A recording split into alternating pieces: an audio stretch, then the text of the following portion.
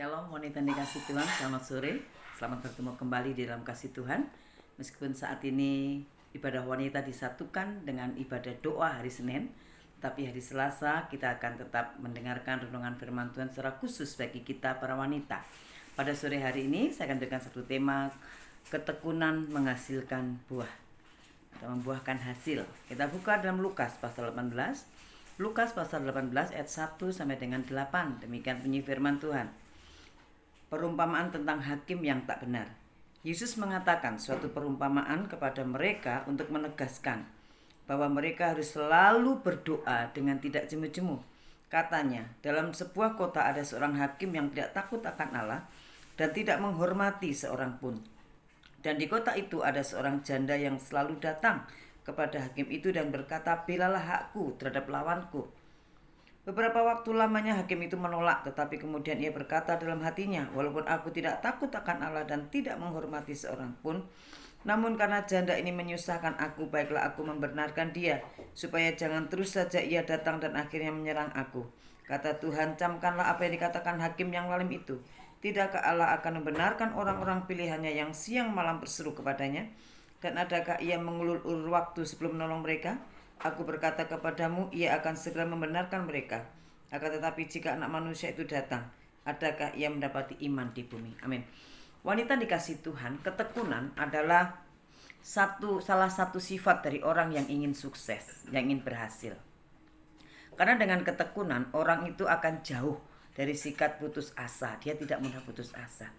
Dan orang itu akan selalu setia di dalam tanggung jawabnya. Jadi dia akan selalu bertanggung jawab dengan apa yang ditugas kewajibannya. Dan ia akan merasakan bahwa sesuatu yang sulit akan menjadi mudah. Karena ada kata tadi tidak putus asa, adalah orang yang tekun. Nah, pada ayat ini Tuhan memperlihatkan contoh ketekunan di mana seorang janda yang memiliki persoalan, dan janda ini datang pada orang yang dapat diandalkan dalam kehidupannya. Dia punya harapan bahwa orang ini ya dapat menolong kehidupannya. Janda adalah seorang yang ditinggalkan oleh orang yang dapat diandalkan dalam hidupnya, suaminya. Ya. Dan dia ditinggal oleh tulang punggungnya, ya, janda. Ya, yang dapat menopang kehidupannya. Ya, dan janda itu mengalami kesendirian. Ya. Di dalam Ratapan 1 ayat 1 kita melihat gambaran seorang janda. Ratapan 1 ayat 1. "Ah, betapa terpencilnya kota itu yang dahulu ramai, laksana seorang jandela ia, yang dahulu agung di antara bangsa-bangsa, yang dahulu ratu di antara kota-kota, sekarang menjadi jajan." Jadi seorang janda itu seperti orang yang terjajah, tersendiri, seperti tidak ada orang yang mempedulikan pada waktu itu ya. Sehingga Tuhan memberikan gambaran seorang janda yang tidak punya kemampuan apapun, dan ia datang dengan ketekunan. Ya, dia datang dengan ketekunan pada hakim yang tidak adil.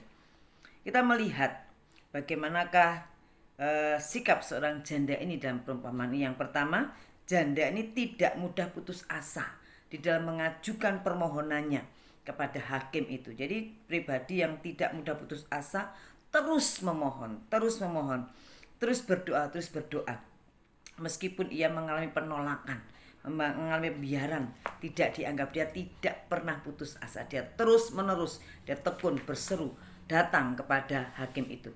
Kita buka dalam Mazmur 86. Mazmur pasal 86.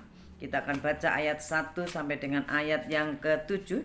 Mazmur 86 ayat 1 sampai dengan ayat ke-7. Demikian bunyi firman Tuhan. "Sendengkanlah telingamu ya Tuhan, jawablah aku, sebab sengsara dan miskin aku. Peliharalah nyawaku, sebab aku orang yang kau kasihi. Selamatkanlah hambamu yang percaya kepadamu. Engkau adalah Allahku, kasihanilah aku ya Tuhan, sebab kepadamulah aku berseru sepanjang hari. Buatlah jiwa hambamu bersuka cita, sebab kepadamulah ya Tuhan ku angkat jiwaku. Sebab engkau ya Tuhan baik dan suka mengampuni, dan berlimpah kasih setia bagi semua orang yang berseru kepadamu. Pasanglah telinga kepada doaku ya Tuhan, dan perhatikanlah suara permohonanku. Pada hari kesesakanku aku berseru kepadamu, sebab engkau menjawab aku." Ada ketekunan di sana, tidak berputus asa, dan dia tetap yakin bahwa Tuhan itu mendengar segala doanya.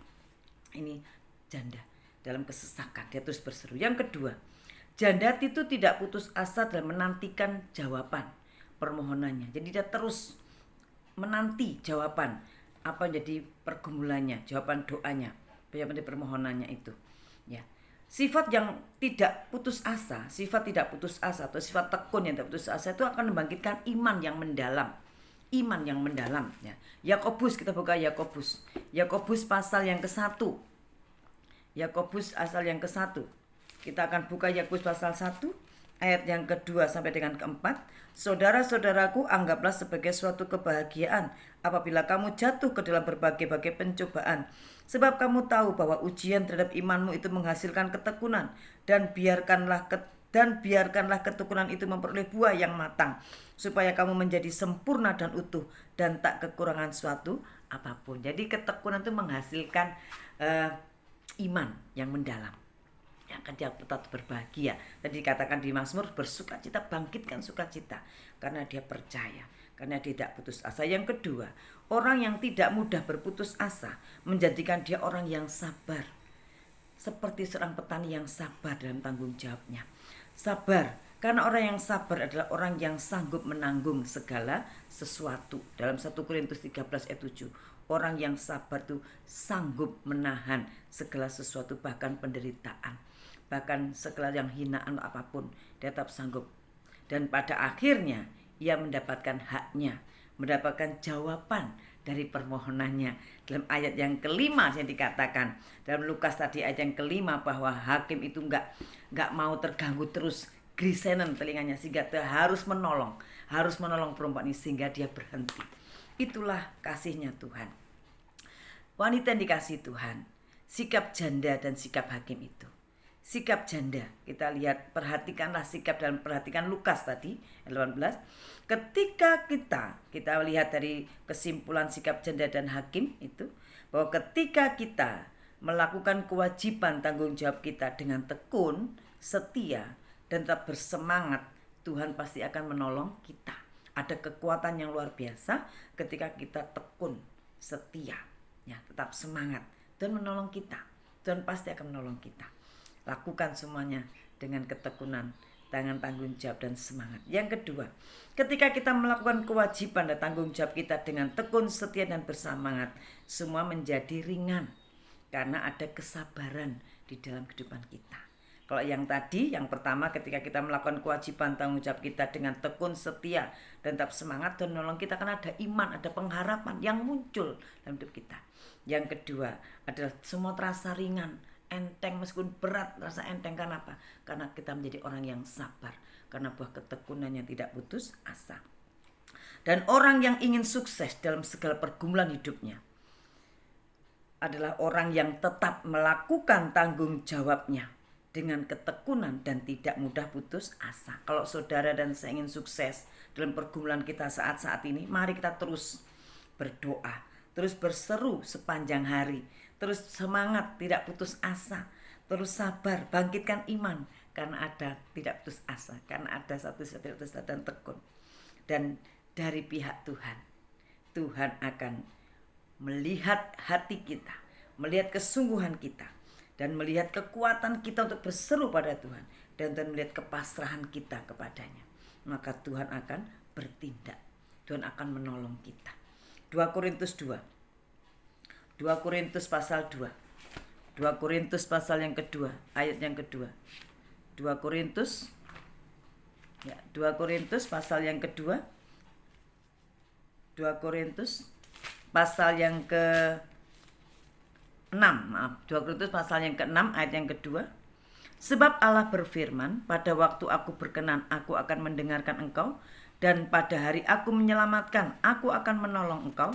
Sesungguhnya waktu ini adalah waktu perkenanan itu, sesungguhnya hari ini adalah hari penyelamatan itu.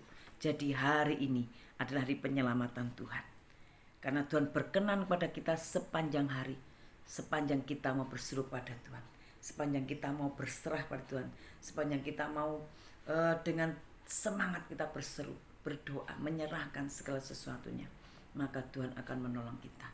Jangan pernah pikirkan bagaimana Tuhan menolong kita, tapi kerjakan saja apa yang bisa kita kerjakan dan lakukan. Kita bisa berdoa, kita bisa melakukan sesuatu untuk mendatangkan kemuliaan bagi Tuhan, kita lakukan. Melayani suami, melayani istri, melayani suami, anak-anak, dan sesama kita, Tuhan pasti akan menolong kita. Jadilah orang yang sukses dalam pergumulan kita, sehingga kita menjadi wanita yang kuat dan luar biasa. Amin. Inilah firman Tuhan pada sore hari ini. Mari kita akan berdoa, Ibu. Satu Ibu akan berdoa sesuai dengan tuntunan Tuhan dan pergumulan kita masing-masing. Bapa di dalam surga, terima kasih untuk firman-Mu hari ini.